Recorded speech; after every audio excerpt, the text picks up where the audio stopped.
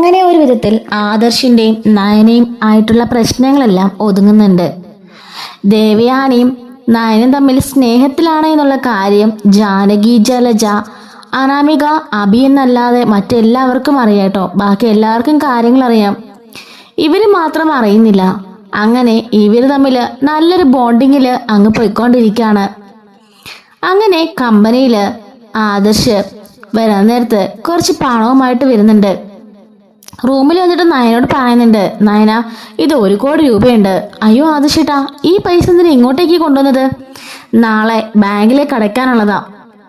പിന്നെന്തിനാ ഇന്ന് കൊണ്ടുവന്നേ? ഇതൊരു ക്ലയന്റ് തന്ന നയന, ബാങ്ക് ട്രാൻസ്ഫർ ഇത്രയും കൂടുതൽ പറ്റില്ലല്ലോ, അതുകൊണ്ട് കൊണ്ടുവന്നതാ. സാധാരണ ഞാൻ ഇങ്ങനെ കൊണ്ടുവരാത്തതാ. നേരത്തെ തന്നെ ക്യാഷ് കളക്ട് ചെയ്ത് അന്നേ ദിവസം തന്നെ ബാങ്കിലേക്ക് അടയ്ക്കാറുള്ളതാ. പക്ഷെ ഇന്ന് അയാളെ ക്യാഷ് കൊണ്ടുവന്നപ്പോൾ കുറച്ച് വൈകിപ്പോയി. ബാങ്ക് ക്ലോസ് ചെയ്തു, അതുകൊണ്ട് ബാങ്കിൽ അടയ്ക്കാൻ പറ്റിയില്ല. നാളെ രാവിലെ പോകാൻ നേരത്ത് ഇത് ബാങ്കിൽ ഏൽപ്പിച്ചിട്ട് പോകാം എന്നും പറഞ്ഞിട്ട് കബോർഡിൽ വെച്ചിട്ട് പൂട്ടുന്നുണ്ട്. ഈ താക്കോൽ നീ സൂക്ഷിച്ചൊക്കെന്ന് പറയുമ്പോഴേക്കും ആദർശേട്ടൻ നോക്ക്, ഇവിടെ വെച്ചേക്കാന്നും പറഞ്ഞിട്ട് റൂമിലൊരു സ്ഥലത്ത് താക്കോൽ വെച്ചിട്ട് നയനെ പറയുന്നുണ്ട്. ഞാൻ മറന്നുപോകും, ആദർശേട്ടൻ ഓർത്താൽ മതി എന്ന് പറഞ്ഞ് അവിടെ വെക്കുന്നുണ്ട്. അങ്ങനെ ഇവര് അന്ന് രാത്രിയിൽ ഫുഡ് കഴിക്കാനൊക്കെ ആയിട്ട് താഴേക്കൊക്കെ ഇറങ്ങി വരുന്നുണ്ട്. അങ്ങനെ എല്ലാവരും ഒരുമിച്ചിരുന്ന് ഫുഡ് കഴിക്കുകയും അന്ന് ദിവസത്തെ കാര്യങ്ങളൊക്കെ ചർച്ച ചെയ്യുകയൊക്കെ ചെയ്യുന്നുണ്ട്. എല്ലാവരും മുന്നിൽ ദേവിയാനി നയനോട് വലിയ സ്നേഹം കാണിക്കുന്നില്ല. അങ്ങനെ അനാമികയും ബാക്കി എല്ലാവരും ഫുഡൊക്കെ കഴിക്കുന്നുണ്ട് കേട്ടോ.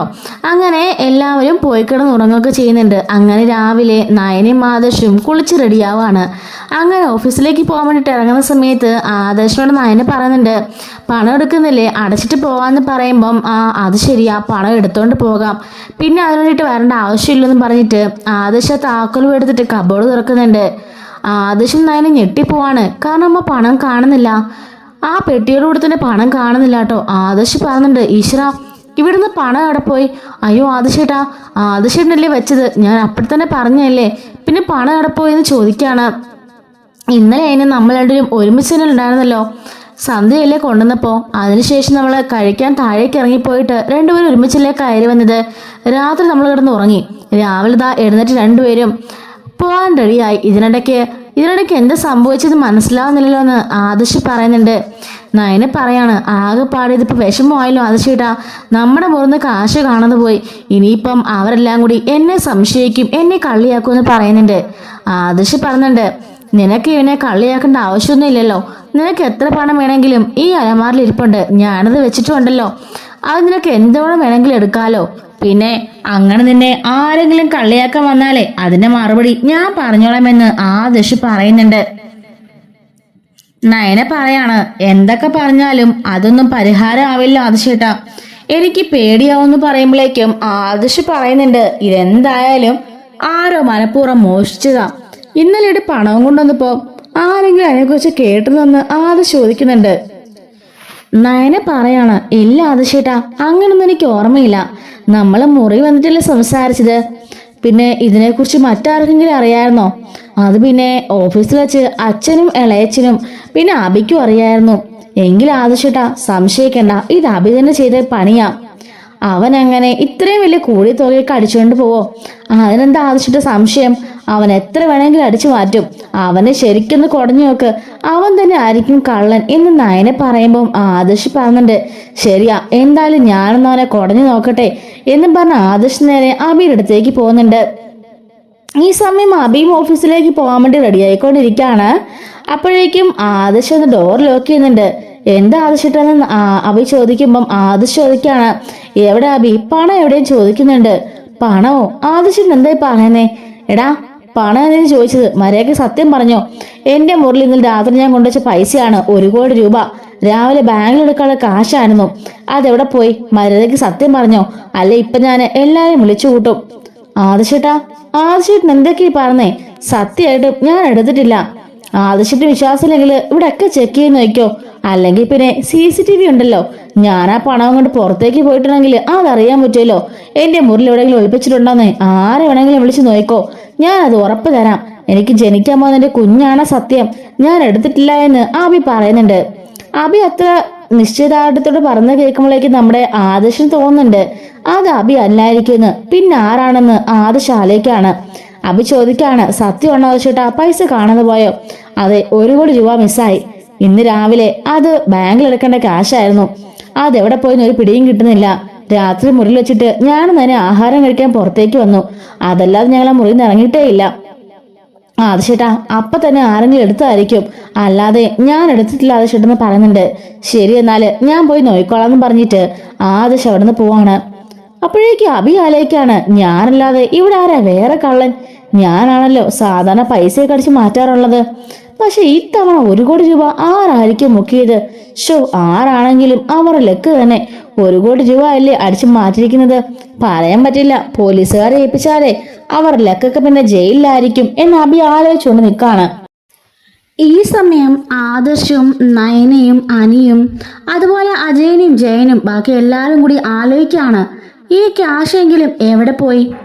അങ്ങനെ സെക്യൂരിറ്റിയോട് പോയിട്ട് ആദർശ് അന്വേഷിക്കുന്നുണ്ട്, ഇവിടെ മറ്റാരെങ്കിലും വന്നിരുന്നോന്ന്.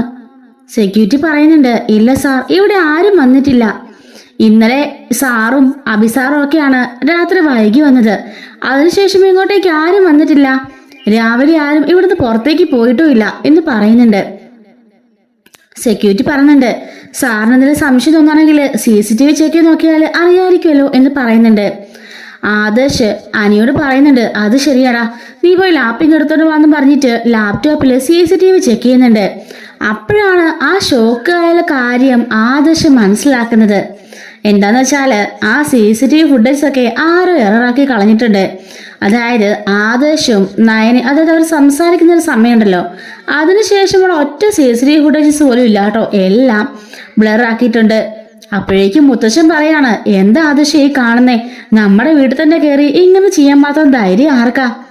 അനി പറയുന്നുണ്ട്, ആദർശേട്ടാ, എന്റെ സംശയം മൊത്തം അഭിയെ തന്നെയാ. അവന് CCTVയുടെ കുറച്ച് കാര്യങ്ങളൊക്കെ അറിയാലോ, ഒരു പക്ഷേ ഇത് അവൻ തന്നെ ആയിരിക്കും.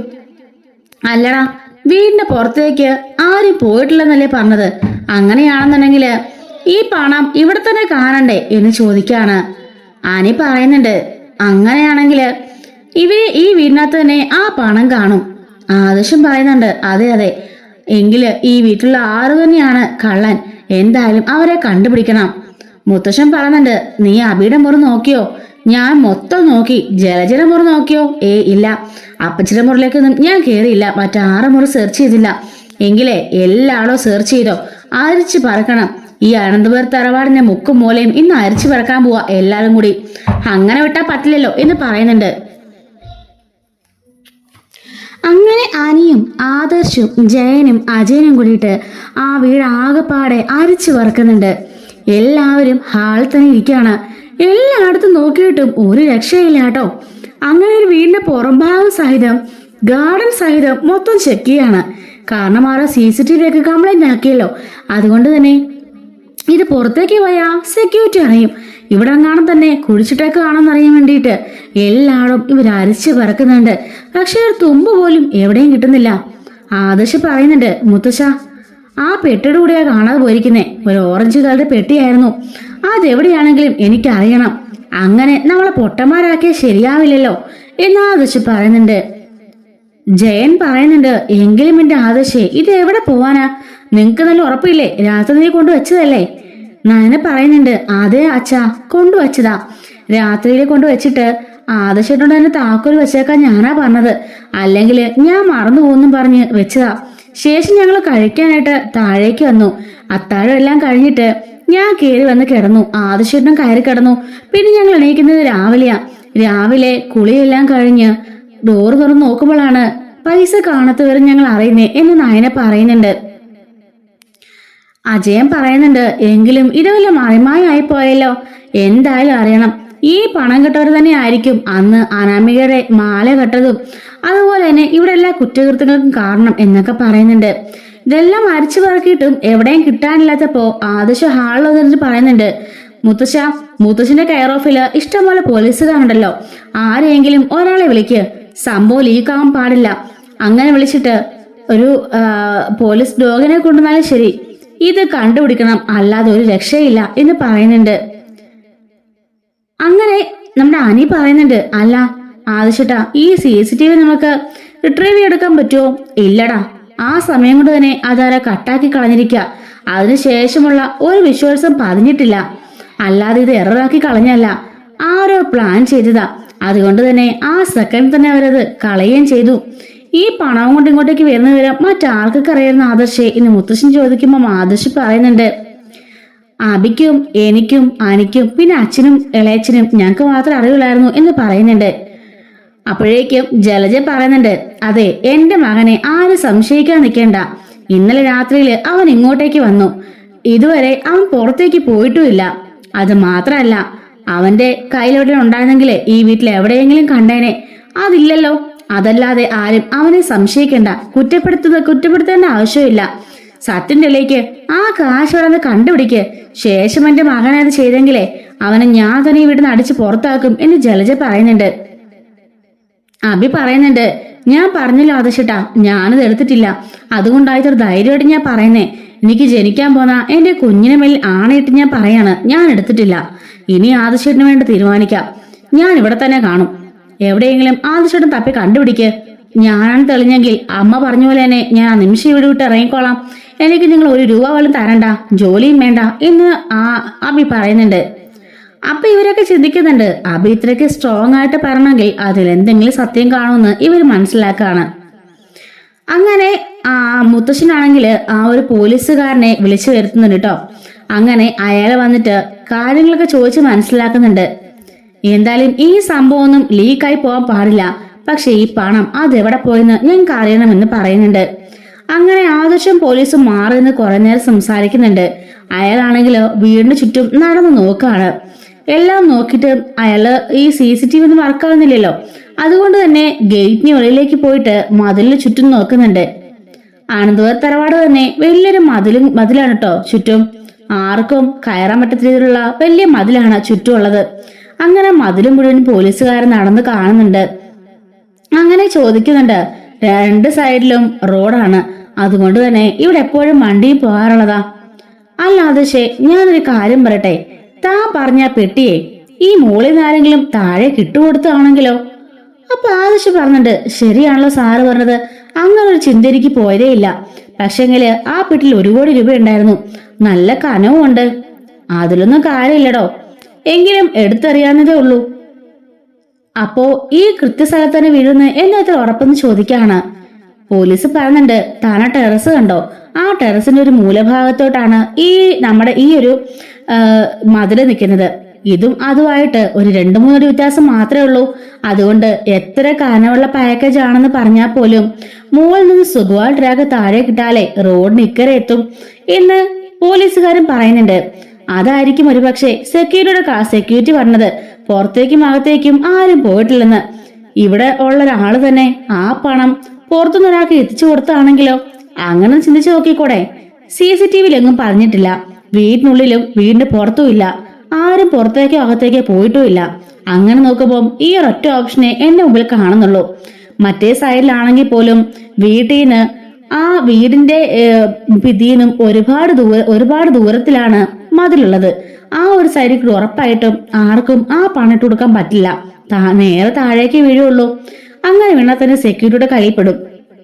ഈ ഒരു സൈഡ് മാത്രമേ അതിനൊരു വശമുള്ളൂ. അതുകൊണ്ട് ആ രീതിയിൽ നമുക്ക് അന്വേഷിക്കാമെന്ന് പറയുന്നുണ്ട്. അപ്പം ആദർശനും അത് ശരിയാണെന്ന് തോന്നുന്നുണ്ട്. അല്ലാതെ മറ്റൊരു വഴിയും തന്നെ ആ വീട്ടിൽ നിന്ന് പുറത്തേക്ക് പണം പോകാനില്ല. അങ്ങനെ ആദർശ് അകത്തേക്ക് വന്നിട്ട് ഈ കാര്യം മുത്തശ്ശനോടും അജയനോടും ജയനോടും മാത്രമേ പറയുന്നുള്ളൂ കേട്ടോ, അനിയോടും. അങ്ങനെ പോലീസുമായിട്ട് ഇവര് സംസാരിച്ചുകൊണ്ട് നിൽക്കുന്നുണ്ട്. മുത്തശ്ശൻ പറയുന്നുണ്ട്, എന്തായാലും തന്റെ കണ്ടുപിടുത്തം കൊള്ളാം, അങ്ങനെ ഒരു വഴി ഞാനും കാണുന്നുണ്ട് എന്ന് പറയുന്നുണ്ട്. അങ്ങനെ ഇവര് ടെറസിന്റെ മേളിലേക്കൊക്കെ പോയി നന്നായിട്ട് വാച്ച് ചെയ്യുന്നുണ്ട്. അങ്ങനെ ഇന്നലെ രാത്രി മുതൽ ഇന്ന് രാവിലെ വരെ ആരാണ് ടെറസിന് മുകളിൽ പോയെന്ന് അന്വേഷിക്കാൻ വേണ്ടി നിൽക്കുകയാണ് ഇവര്. പക്ഷെങ്കില് എല്ലാ ദിവസവും തന്നെ എല്ലാരും അങ്ങോട്ടേക്ക് പോകാറുള്ളതാണല്ലോ, അതുകൊണ്ട് തന്നെ ആർക്കും അറിയില്ല എന്നിങ്ങനെ പറയുന്നുണ്ട് കേട്ടോ. അങ്ങനെ ഇരിക്കുമ്പോഴാണ് തറയിൽ കിടന്നിട്ട് ഒരു കൊലുസ് കിട്ടുന്നത്. ഈ കൊലുസ് അനിയെടുത്ത് നോക്കിയിട്ട് പറയുന്നുണ്ട്, ആദർശേട്ടാ, ഇത് അനാമികയുടെ കൊലുസാണ് എന്നുള്ള കാര്യം. അനാമികയുടെയാണെന്ന് നിനക്ക് ഉറപ്പാണോ? അതെ, എനിക്ക് ഉറപ്പാ ആദർശേട്ടാ. ഇന്ന് രാവിലെ എഴുന്നേറ്റ് മുറിയിൽ കിടന്ന് എൻ്റെ ഒരു കൊലുസ് കാണുന്നില്ലെന്ന് പറഞ്ഞിട്ട് കട്ടിലൊക്കെ തപ്പുന്നത് കണ്ടു. സത്യമാണ് നീ പറഞ്ഞു ചോദിക്കുമ്പം അനി പറയുന്നുണ്ട്, അതെ ആദർശേട്ടാ, അല്ലാതെ എനിക്ക് അവളുടെ ഓർണമെന്റ്സ് ഒന്നും എനിക്കറിയില്ല. ഇന്നലെ രാത്രിയിലും ഒന്നും പറയാതെ കിടന്ന് ഉറങ്ങിയതാ. രാവിലെ എഴുന്നേറ്റിട്ട് കൊലുസ് കാണുന്നില്ലെന്ന് പറഞ്ഞ് കട്ടിലൊക്കെ കുടഞ്ഞു പറക്കിയപ്പോ എന്നെ എഴുന്നേൽപ്പിച്ചു. അങ്ങനാണ് ഞാനത് ഈ കൊലുസിന്റെ പേരാണെന്നുള്ള കാര്യം മനസ്സിലാക്കിയത്. അങ്ങനെ കൊലുസ് വെച്ച് കുറെ നേരം കിടന്ന് തപ്പുന്ന കണ്ടു. രാത്രി കിടക്കാൻ വന്നപ്പോഴും ഈ കൊലുസ് ഉണ്ടായിരുന്നല്ലോ പറഞ്ഞിട്ടാ അവൾ ഇറങ്ങിപ്പോയത് എന്ന് പറയുന്നുണ്ട്. അപ്പോഴേക്കും ആദർശിനും അനിക്കും മുത്തശ്ശനും ഒക്കെ കാര്യം മനസ്സിലാവുന്നുണ്ട്. രാത്രി കിടക്കാൻ വന്നപ്പോൾ ആ കൊലുസ് ഉണ്ടായിരുന്നുവെന്ന് അവൾ പറഞ്ഞല്ലോ. അപ്പം കിടന്നതിന് ശേഷമാണ് അവൾ ടെറസിലേക്ക് പോയിട്ടുള്ളത്. ആ പണവും കൈമാറിയിട്ടുള്ളത്. തിരിച്ചൊന്ന് കിടന്നപ്പോഴായിരിക്കും കൊലുസ് നഷ്ടമായത്. രാവിലെ എഴുന്നേറ്റപ്പോഴായിരിക്കും കൊലുസ് നഷ്ടമായ കാര്യം അവൾ അറിഞ്ഞിരിക്കാം. പോലീസ് പറയുന്നുണ്ട്, എന്തായാലും ഇത് തന്നെയാണ് ശരിയെന്ന് എനിക്ക് തോന്നുന്നു. ആ കുട്ടിയെ പിടിച്ചെന്ന് കുടഞ്ഞാലേ കാര്യം അറിയാം എന്ന് പോലീസ് പറയുന്നുണ്ട്. മുത്തശ്ശൻ പോലീസിനോട് പറയുന്നുണ്ട്, എന്തായാലും താങ്കൾക്ക് ഇത്ര ഇടന്ന കേസ് വിളിക്കുന്ന ഞാൻ കരുതിയില്ല. ഒരുപാട് നന്ദിയുണ്ട്. പക്ഷേങ്കില് ഈ കാര്യമൊന്നും ഒരിക്കലും പുറത്തറിയരുത് എന്ന് മുത്തശ്ശൻ പറയുന്നുണ്ട്. ഇല്ല സാർ, ഇനി വേണ്ട വിധത്തില് ആ കുട്ടിയെ പിടിച്ച് ചോദ്യം ചെയ്താലേ തത്ത പറയുന്ന പോലെ എല്ലാം പറഞ്ഞോളൂ എന്ന് പറഞ്ഞിട്ട് അവിടുന്ന് പോലീസ് പോണുണ്ട്. ഈ സമയത്ത് മുത്തശ്ശൻ അനിയോട് ചോദിക്കുന്നുണ്ട്, അവളുടെ ഫോൺ എടുക്കാൻ വല്ല മാർഗമുണ്ടോ? അറിയില്ല മുത്തശ്ശ, ഞാനൊന്ന് നോക്കട്ടെ. എപ്പോഴും ആ കയ്യിൽ തന്നെ ആയിരിക്കും ഫോണ്. ഊണിലും ഉറക്കത്തിലും ആ ഫോണും കാണും. ടോയ്ലറ്റിൽ പോയാലേ മിക്കവാറും ആ ഫോണും കൊണ്ടായിരിക്കും പോവാ. കുളിക്കാൻ തന്നെ മാത്രമേ പുറത്ത് വെക്കാറുള്ളൂ. എങ്കിലും ലോക്കൊന്നും എനിക്ക് അറിയില്ല എന്ന് ആനി പറയുന്നുണ്ട് കേട്ടോ. അങ്ങനെ ആദർശും മുത്തശ്ശനൊക്കെ കൂടിയിട്ട് അവളുടെ മുറിയിലേക്ക് ചെല്ലുന്നുണ്ട്. ഈ സമയത്ത് അവൻ പറഞ്ഞതിനെ അനാമിക കുളിക്കാൻ കയറിയിരിക്കുകയായിരുന്നു. അപ്പോഴാണ് ആ ഫോണിലേക്ക് അവളുടെ അച്ഛന്റെ കോൾ വരുന്നത്. പെട്ടെന്ന് അനി എടുക്കുന്നുണ്ട്. അനി എടുത്തിട്ട് മിണ്ടാൻ നിൽക്കുന്നുണ്ട് കേട്ടോ. അപ്പോഴേക്കും അച്ഛൻ പറയുന്നുണ്ട്, മോളെ, എന്തായാലും മോള് ചെയ്തതേ വലിയൊരു ഉപകാരമായിപ്പോയി. നമ്മുടെ ആ കടവൊക്കെ അച്ഛനങ്ങ് വീട്ടി മോളെ. 1 കോടി രൂപ കിട്ടിയതല്ലേ, അതുകൊണ്ട് അവന്റെ മുഖത്തേക്ക് ഞാൻ വലിച്ചെറിഞ്ഞു. ഇനിയിപ്പോ സമാധാനമുണ്ട്. നമ്മുടെ വീടിന്റെ ജപ്തിയിലെ കുറച്ച് കാശും ഞാൻ അടച്ചു. അങ്ങനെ 2 കടങ്ങളെ വീട്ടി സമാധാനമായി മോളെ. ഇനിയിപ്പം നമ്മളെ ആരും ഇറക്കിടുന്ന് പേടിക്കാതെ കിടക്കാലോ. എന്തായാലും ആരും അറിഞ്ഞില്ലല്ലേ. മോള് സൂക്ഷിച്ചോണം കേട്ടോ. ഇനിയും ഇടയ്ക്കിടയ്ക്ക് ഇങ്ങനത്തെ പണിയൊക്കെ കാണിച്ചോണം. എങ്ങനെയെങ്കിലും ബാക്കി പൈസയും കൂടി മോളിങ് എത്തിക്കണം. മോക്കറിയാലോ നമ്മുടെ കഷ്ടപ്പാടുകളൊക്കെ. ഹലോ മോളെ വിളിക്കുമ്പോഴേക്കും അനി ഫോൺ കട്ടാക്കുന്നുണ്ട്. അപ്പോഴേക്കും മുത്തശ്ശൻ പറയുന്നുണ്ട്, ഇനിയിപ്പോ ഒരു തെളിവെടുപ്പിന്റെ ഒന്നും ആവശ്യമില്ല അനി. ചെയ്തത് ആരാണെന്നൊക്കെ കൃത്യമായി മനസ്സിലായല്ലോ എന്ന് പറയുന്നുണ്ട്. അനി പറയാണ്, ഞാൻ അപ്പം തൊട്ട് തന്നെ എല്ലാവരോടും പറഞ്ഞല്ലേ അവളെ പേരും കള്ളിയാണെന്ന്. അവളുടെ അച്ഛനും അമ്മയൊക്കെ പക്കാ ഫ്രോഡാണെന്ന് ഇപ്പൊ പറഞ്ഞത് കേട്ടില്ലേ? ഇന്നലെ അവൾ ആ പണം കൊടുത്തേന്ന്. ആ 1 കോടി രൂപ കൊണ്ട് അവരവരെ കടം വീട്ടീന്ന്. ആദർശ് പറയുന്നുണ്ട്, അനി അത് പിന്നെ അവരെ കടം വീട്ടാനല്ലേ. എന്താ ആദർശിട്ട് ഇങ്ങനെയൊക്കെ പറയണേ? ആദർശിന്റെ ഭാര്യ ഇങ്ങനെ ചെയ്തെങ്കിൽ ആദർശിട്ട് സഹിക്കുമായിരുന്നോ? ഇല്ലല്ലോ. പിന്നെ ഇതിന് എന്നെ മാത്രം അഡ്വൈസ് ചെയ്യുന്ന എപ്പോഴും. അവള് ചെയ്തത് മഹാക്രൂരത തന്നെയാ. ഇന്നലെ ആദർശിനെ കൊണ്ടുവച്ച കാശ് അത് കട്ടെടുത്തോണ്ട് പോയിട്ട് രാത്രി ആർക്കും അറിയാതെ ഇത്രയും പ്ലാൻ ചെയ്ത് CCTV കേടാക്കി അവളുടെ അച്ഛനെ വരുത്തിച്ച് ആ ടെറസിന് മുകളിൽ പോയി ഇട്ടു കൊടുക്കണമെങ്കിലേ അവളുടെ ബുദ്ധി എന്താ ബുദ്ധിയെന്ന് ആലോചിച്ച് നോക്കിയേ. പക്കാ ക്രിമിനൽ ബുദ്ധി അവക്ക്. അതുപോലെ പക്കാ ഫ്രോഡുമാണ് അവളുടെ അച്ഛനും. ആ കാശ് വാങ്ങിച്ചുകൊണ്ട് പോയി അയാളുടെ കടം വീട്ടിയിരിക്കുന്നു. ലാസ്റ്റ് അയാൾ പറഞ്ഞത് കേട്ടോ, ഇതുപോലെ ഇനിയും അടിച്ചു മാറ്റണമെന്ന്. എന്നിട്ട് അവർ കടങ്ങൾ വീട്ടണം, അവരുടെ ടാർഗറ്റ് എത്തിക്കണമെന്ന്. എന്താ ടാർഗറ്റ് എന്ന് അന്ന് ആലോചിച്ച് നോക്കിയെന്ന് പറഞ്ഞിട്ട് ഇവര് ഫോൺ വിളിച്ചിട്ട് എല്ലാവരും പുറത്തേക്ക് ഇറങ്ങുന്നുണ്ട്. അങ്ങനെ അനി പറയുന്നുണ്ട്, ആദർശേട്ടാ ദയവ് ചെയ്ത് അവരോട് ഇനി ജീവിക്കാൻ എന്നോട് പറയരുത്. അവർക്ക് മറ്റൊരു അവിഹിതം ഉണ്ടെന്ന് ഞാൻ നേരത്തെ കണ്ടുപിടിച്ചതാ. ഇത് കേൾക്കുമ്പോഴേക്കും മുത്തശ്ശനൊക്കെ ചോദിക്കാണ്, എന്താണ് അനി നീ പറയുന്നേ? ആദർശ് പറഞ്ഞിട്ട്, അങ്ങനൊന്നുമില്ല മുത്തശ്ശ. ആ പെൺകുട്ടി ഏതൊരു പയ്യനോട് സംസാരിച്ചിരിക്കുന്നതാട്ടെ ഇവന് തോന്നിയതാ. അങ്ങക്ക് അങ്ങനെ അവിഹിതമൊന്നും ഇല്ല. പിന്നെ ഈ കാണിച്ചത് അത് മോശമായിപ്പോയി. എന്താ നമുക്കത് ചോദ്യം ചെയ്യാം. മുത്തശ്ശൻ പറഞ്ഞിട്ട്, വേണ്ട അനി, അതിനെക്കുറിച്ച് ഇനിയൊന്നും സംസാരിക്കാൻ നിൽക്കണ്ട. അങ്ങനെ പറഞ്ഞ എങ്ങനെ മുത്തശ്ശ പറ്റുന്നേ? 1 കോടി രൂപ എന്ന് പറഞ്ഞാൽ ചിലർ കളിയാണോ? ഇപ്പം അബിയേട്ടനാണെങ്കിൽ മുത്തശ്ശൻ വെളിയിലേക്ക് ഇറക്കി വിടത്തില്ലായിരുന്നോ? എടാ, അബി എന്ന് പറയുമ്പോ എന്റെ കൊച്ചുമോനാ. അവന് സ്വത്തിൽ അവകാശമുള്ളവനാ. പക്ഷെങ്കില് അനാമിക എന്ന് പറയുമ്പം അങ്ങനല്ല, വന്നു കയറിയ പെൺകുട്ടിയാ. ഇതിന്റെ പേരിൽ അവളെ ക്രൂശിച്ചാലേ നമ്മള് എന്തൊക്കെയാ പിന്നെ അവര് കംപ്ലൈന്റ് കൊടുക്കാന്ന് പറയാൻ പറ്റില്ല. പുറത്തേക്ക് ഇറങ്ങിക്കഴിഞ്ഞാൽ ഇവരൊക്കെ സ്വഭാവം മാറും എന്ന് മുത്തശ്ശൻ പറഞ്ഞിട്ടുണ്ട്. മുത്തശ്ശന് അവളെ പേടിയാണെന്ന് ചോദിക്കുമ്പോൾ എനിക്ക് അവളെ പേടിയൊന്നുമില്ല. പക്ഷെങ്കില് നമ്മുടെ വീട്ടിലേക്ക് വന്നു കയറിയൊരു മരുമോളല്ലേ, അതുകൊണ്ട് ഇതൊക്കെ നമുക്ക് ക്ഷമിച്ചേക്കാം. നയനയുടെ അച്ഛനും അമ്മയ്ക്കും ഒരുപാട് കടമുണ്ടായിരുന്നു. പക്ഷെ ആ കടമൊക്കെ നല്ല അഭിമാനത്തോടു കൂടി അന്തസ്സായിട്ട് അവള് ജോലി ചെയ്ത് വീട്ടി. പക്ഷെ ഈ കുട്ടി അതിനൊന്നും ശ്രമിച്ചില്ല. അടിച്ചു മാറ്റിയും കള്ളത്തരം കാണിച്ചു മോഷിച്ചും അത് വീട്ടാൻ അവളെ ശ്രമിച്ചു. അതുകൊണ്ട് ഇനി അവളെ ആരും കുറ്റപ്പെടുത്താൻ നിൽക്കണ്ട. ഇനി ഇങ്ങനെ ഉണ്ടാകും, നമുക്ക് ശ്രദ്ധിക്കാമെന്ന് പറയുമ്പോഴേക്കും അജയൻ പറയാണ്, എന്തായാലും എൻ്റെ ഭാര്യ കൊണ്ടു കിടക്കുന്ന പൊന്നുപോലെ കൊണ്ടു കിടക്കുന്ന മരുമോള് കൊള്ളാം, ഇത്രയ്ക്ക് കള്ളിയാണെന്ന് ഞാൻ അറിഞ്ഞില്ലെന്ന് പറയാണ്. മുത്തശ്ശൻ പറഞ്ഞിട്ട് എന്തായാലും ഈ കേസ് ഇവിടെ വെച്ചിട്ട് അവസാനിപ്പിച്ചേരെ. ആദർശേ, ക്യാഷ് നീ വേറെ ഒത്തിരി അറേഞ്ച് ചെയ്താൽ മതി. ബാക്കി കണക്കിലേക്ക് വരുന്ന കാര്യങ്ങളൊക്കെ ഞാൻ പറഞ്ഞുതരാം കേട്ടോ. അനി, നിന്നോട് പ്രത്യേകം പറയാണ്, ഈ കാര്യം പറഞ്ഞ് അനാമികയുടെ ചോദ്യം ചെയ്യുകയോ പറയുകയോ ഒന്നും വേണ്ട, മനസ്സിലായല്ലോ എന്ന് പറഞ്ഞിട്ട് മുത്തശ്ശൻ പോകുന്നുണ്ട്. അനിയാണെങ്കിൽ ഛേ എന്ന് വെച്ചിട്ട് നിൽക്കാണ്. ആദർശ് പറയുന്നുണ്ട്, നിന്റെ വിഷമവും ബുദ്ധിമുട്ടും ഒക്കെ എനിക്ക് മനസ്സിലാവും അനി, പക്ഷെ എന്ത് ചെയ്യാനാ, നമ്മുടെ വീട്ടിലേക്ക് കയറി വന്ന് പെണ്ണായി പോയില്ലേ, എന്ത് ചെയ്യാൻ സാധിക്കും എന്ന് പറയുന്നുണ്ട്. അനി പറയുന്നുണ്ട്, ഒന്നും ചെയ്യാതെ എടുത്ത് ഇറക്കിട്ട ഏട്ടനാ ഈ പറഞ്ഞല്ലേ, ഏട്ടനെ ഇഷ്ടമില്ലെന്ന് പറഞ്ഞ് അമ്മയുടെ നേരെ കയ്യോങ്ങിന്ന് പറഞ്ഞ് രാത്രി ഏട്ടത്തിനെ ഇറക്കി വിട്ടതൊക്കെ ഓർക്കുന്നുണ്ടോ? മഴയത്തിറങ്ങി എന്നതൊക്കെ ആ ഏട്ടനാണോ ഇതൊക്കെ പറയുന്നേ?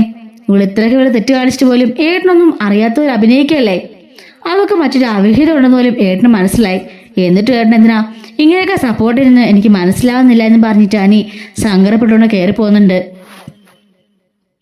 അപ്പോഴേക്കും ആദർശ് മനസ്സിൽ കരുതാണ്, ശരിയാ നീ പറഞ്ഞതൊക്കെ, ഞാൻ ഒരുപാട് തെറ്റ് ചെയ്തു. ഇപ്പൊ നിന്നോട് ചെയ്യുന്നതൊക്കെ തെറ്റാണെന്ന് എനിക്കറിയാം.